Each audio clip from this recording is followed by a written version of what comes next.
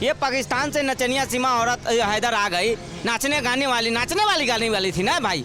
कोई doctor engineer थोड़ी थी पाकिस्तान में। कोई पाकिस्तान की औरत को मालूम होगा कि भारत में कहां से इन करना है। साला आज तक आतंकवादी नहीं घुस पा रहा है भारत में। मोदी जी की इतनी जो है कि कड़ी सुरक्षा है। तो वकील साहब आप एहसान कीजिए, मतलब देश का इतना नाम मत खराब करिए वकील साहब। ताकि खुद जो है कि गर्मी झेल पाएगा कि नहीं और वो पाकिस्तान का जीजा बनेगा। चाइना का सामान और सचिनवा पर कोई गारंटी नहीं है कब फेल हो जाए, और कौन गारंटी है कि उसका है। जिंदगी भर धारा गिनने वाले वो बायोलॉजी का प्रोफेसर बने फिर रहे हैं।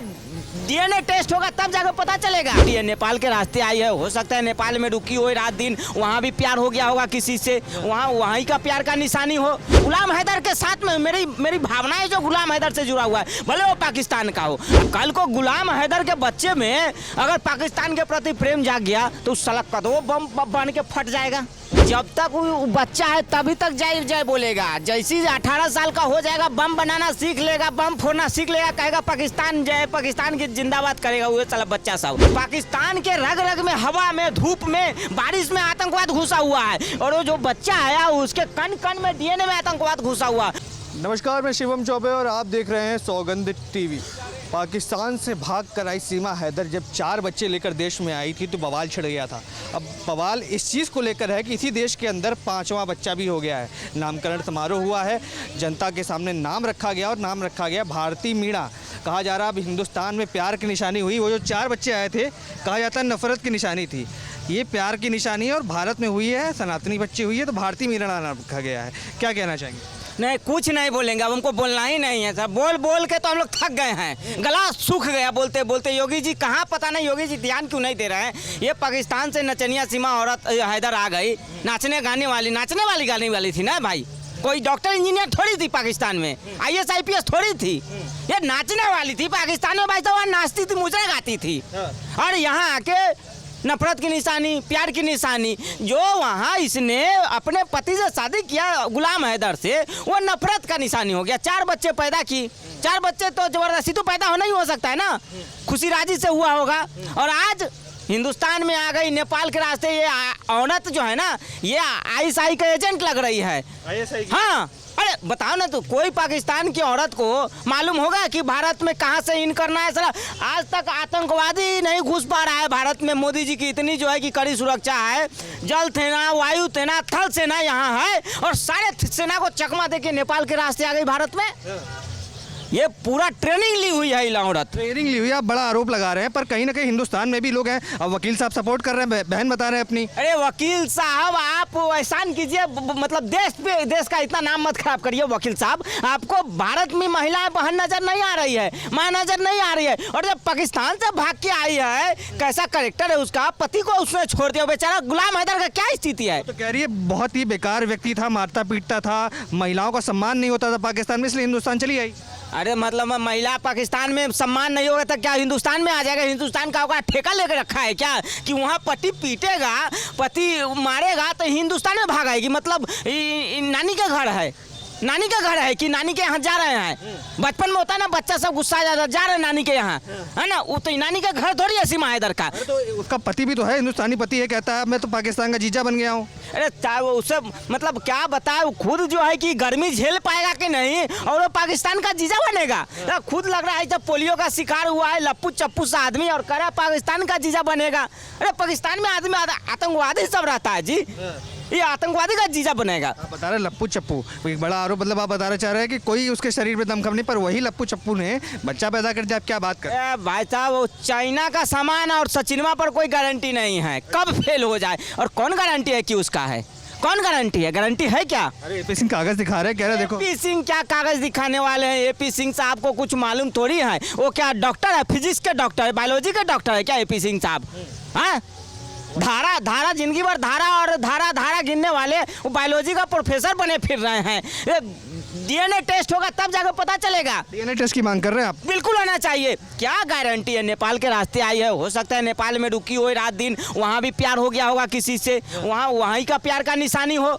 मतलब जो गुलाम हैदर, मैं तो गुलाम हैदर के साथ में मेरी भावनाएं जो गुलाम हैदर से जुड़ा हुआ है, भले वो पाकिस्तान का हो। अगर किसी की बीवी छोड़ के कहीं भाग जाती है, उसका बताइए क्या हाल होता होगा। रो रो के उसका बेचारा का बुरा हाल हो गया है, सूख के ऐसा हो गया है लप्पू चप्पू सचिनवा जैसा।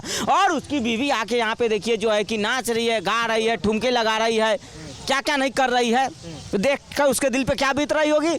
तो लगातार अपने बच्चों की मांग करता आया है, कह रहा है कि जब हिंदुस्तान में बच्चे पैदा हो ही गए तो पाकिस्तानी मेरे बच्चे जो हैं मुझे वापस कर दिए जाए, पर सीमा इंकार कर रही है। क्या लगता है, सीमा को बच्चे वापस करने चाहिए गुलाम हैदर को, या फिर यहीं रख देना चाहिए? मैं कह रहा हूँ बच्चे को भी वापस भेजना चाहिए और इस औरत को भी वापस भेजना चाहिए।